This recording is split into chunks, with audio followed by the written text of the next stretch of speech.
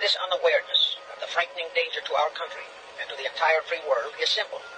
The masterminds behind this great conspiracy have absolute control of all of our mass communications media, especially television, the radio, the press, and Hollywood.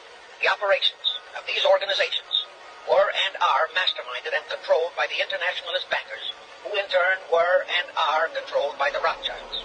Zini had enticed an American general named Albert Pike into the Illuminati.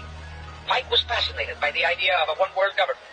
Between 1859 and 1871, Pike, worked out a military blueprint for 3 world wars and various revolutions throughout the world, which he considered would forward the conspiracy to its final stage in the 20th century. Shortly after the Civil War, a young immigrant who called himself Jacob H. Schiff arrived in New York. Jacob came here to carry out 4 specific assignments.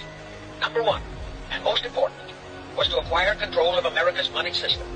Number 2, find desirable men who, for a price, would be willing to serve as stooges for the great conspiracy and promote them into high places in our federal government, our Congress, and the U.S. Supreme Court, and all federal agencies. Number 3, create minority group strife throughout the nation, particularly between whites and blacks. Number 4, create a movement to destroy religion in the United States, but Christianity to be the chief target.